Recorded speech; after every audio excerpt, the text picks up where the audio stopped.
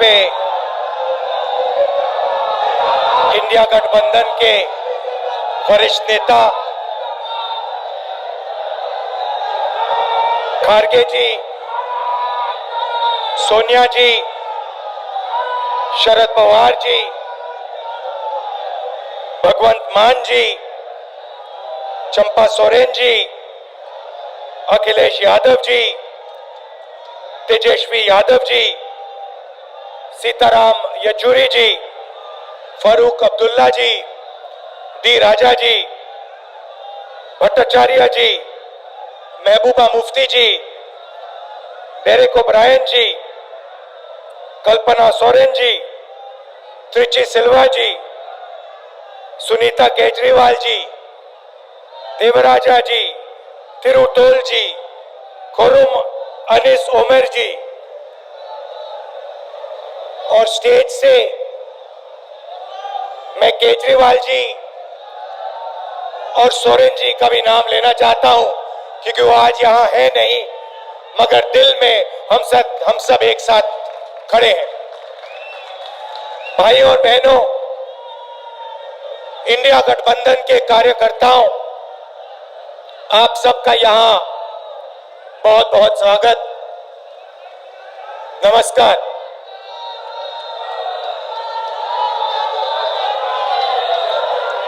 आजकल आईपीएल के मैच चल रहे हैं, देखते हो आप लोग। मैच फिक्सिंग शब्द सुना है आपने? सुना है?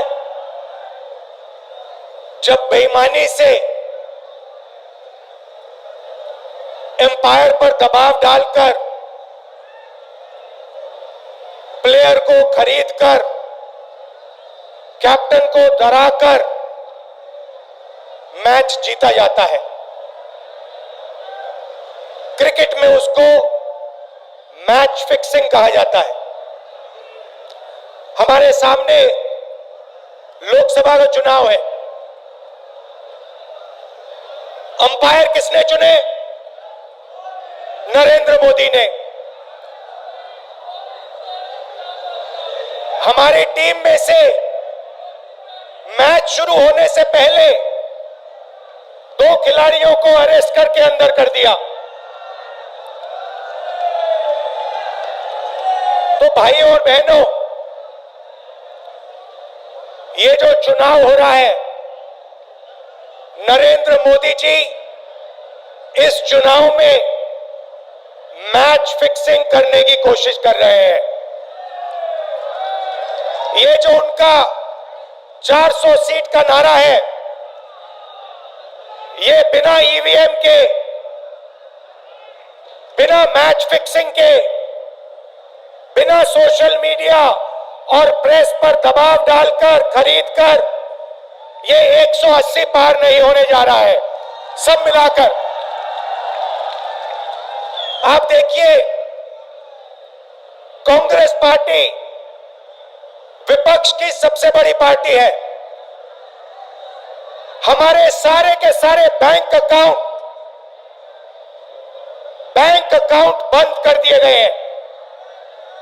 चुनाव के बीच में देश की सबसे बड़ी ऑपोजिशन की पार्टी के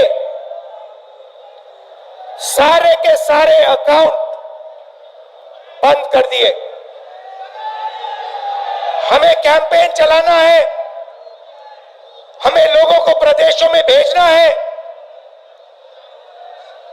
पोस्टर लगवाने हैं।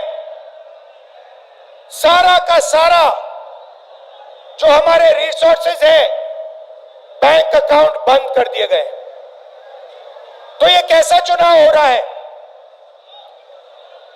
नेताओं को धमकाया जाता है, पैसे देकर सरकारों को गिराया जाता है, नेताओं को जेल में डाला जाता है। केजरीवाल जी को, सोरेन जी को, ये पूरी की पूरी मैच फिक्सिंग करने की कोशिश की जा रही है। और ये मैच फिक्सिंग सिर्फ नरेंद्र मोदी नहीं कर रहे हैं, ये मैच फिक्सिंग नरेंद्र मोदी और हिंदुस्तान के 3-4 सबसे बड़े अरबपति मिलकर कर रहे हैं।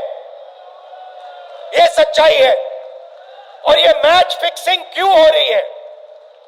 भाई और बहनों, इसका सिर्फ एक लक्ष्य है कि हिंदुस्तान का संविधान, जिसने इस देश के गरीब लोगों को भविष्य दिया, सपने देखने का हक दिया, उस संविधान को हिंदुस्तान के गरीब जनता से के हाथ से छीनने के लिए यह मैच फिक्सिंग की जा रही है। और मैं आपको बताना चाहता हूं कि जिस दिन यह संविधान खत्म हो गया, उस दिन यह हिंदुस्तान नहीं बचेगा। इसको पुलिस से, धमकी से नहीं चलाया जा सकता है।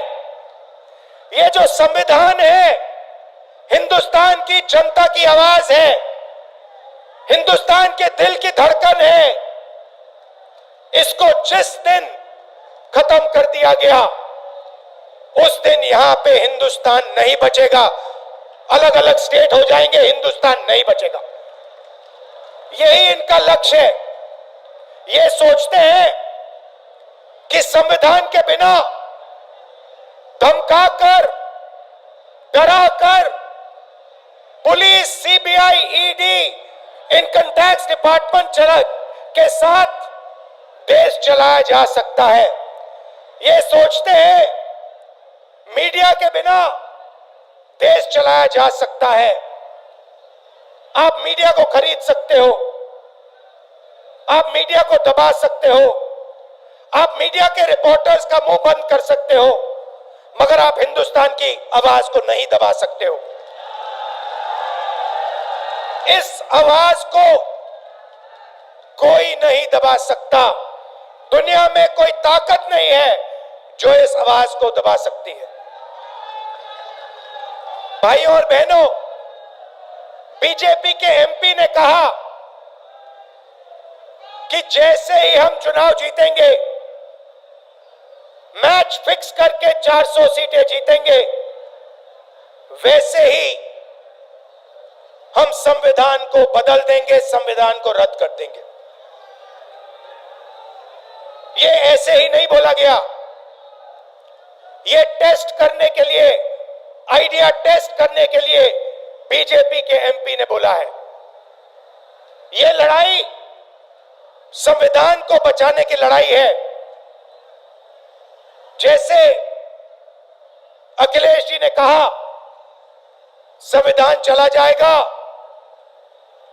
गरीबों के हक चले जाएंगे, आरक्षण चला जाएगा, और जो आपका धन है, गरीबों का धन है, किसानों का धन है, मजदूरों का धन है, वो 5-6 लोगों के हाथ में चला जाएगा। नोटबंदी की, जीएसटी लागू किया। मुझे बताइए, जीएसटी से, नोटबंदी से किस गरीब व्यक्ति को फायदा हुआ? किस छोटे दुकानदार को फायदा हुआ? किस किसान को फायदा हुआ? किस बेरोजगार युवा को फायदा हुआ? किसी को नहीं। 40 साल से सबसे ज्यादा बेरोजगारी हिंदुस्तान में आज है। 1% लोगों के पास हिंदुस्तान का पूरा धन, 22 लोग हैं। जितना धन उतने उनके हाथ में है, उतना ही धन 70 करोड़ लोगों के हाथ में है।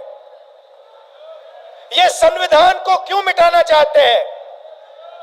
क्योंकि आपका धन जो है आपसे छीनना चाहते हैं। मैंने जाति जनगणना की बात की, किसानों के एमएसपी की बात की, युवाओं को रोजगार देने की बात की। यही देश के सामने सबसे बड़े मुद्दे हैं। मगर एक बात याद रखिए, अगर आप लोगों ने पूरे दम से वोट नहीं दिया तो इनकी मैच फिक्सिंग कामयाब हो जाएगी, ये आप भूलिए मत। और जिस दिन मैच फिक्सिंग कामयाब हो गई उस दिन आपका संविधान, हमारा संविधान खत्म हो जाएगा। जिस दिन संविधान खत्म हो गया उस दिन हिंदुस्तान के दिल पर एक बहुत बड़ी चोट लगेगी। तो ये जो चुनाव है, ये चुनाव कोई मामूली चुनाव नहीं है। ये चुनाव हिंदुस्तान को बचाने का, संविधान को बचाने का, और जो गरीबों का हक है, किसानों का हक है, पिछड़े वर्गों का, दलितों का, आदिवासियों का, गरीब जनरल कास्ट के लोगों का हक है, उसको बचाने का हक है, उसको बचाने का चुनाव है। यह बात आप याद रखिए, क्योंकि अगर यह चुनाव जहां मैच फिक्सिंग की जा रही है वो पूरे देश को दिख रहा है, बीजेपी के लोग कह रहे हैं। कल मेरे से एक व्यक्ति मिलने आया, मुझे कहता है मैं ट्रेन से आया, मेरे साथ बीजेपी के कार्यकर्ता बैठे थे, उन्होंने कहा कि कुछ ना कुछ गड़बड़ है। यह सच्चाई है। इलेक्शन कमीशन के लोगों को नरेंद्र मोदी जी ने बैठाया, दो नेताओं को, दो चीफ मिनिस्टरों को जेल में डाला। चुनाव से कुछ ही महीने पहले अगर डालना था तो 6 महीने बाद डाल देते, 6 महीने पहले डाल देते।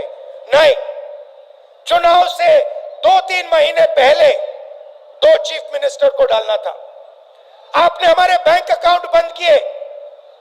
बैंक अकाउंट बंद करने थे, 6 महीने पहले करते, 1 साल पहले करते, 6 महीने बाद करते, कोई फर्क नहीं पड़ता।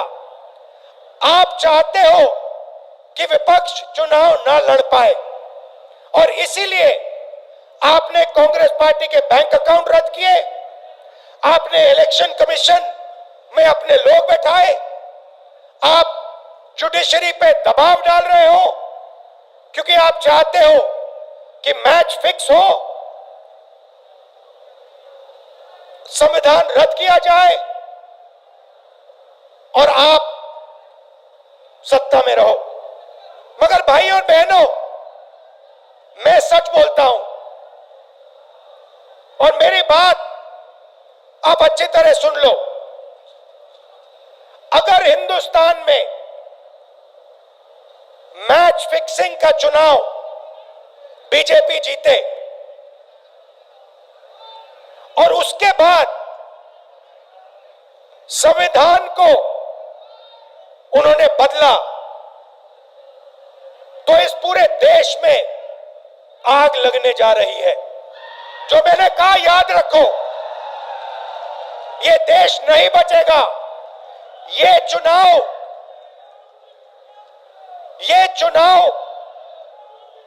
वोट वाला चुनाव नहीं है। ये चुनाव हिंदुस्तान को बचाने वाला चुनाव है, संविधान की रक्षा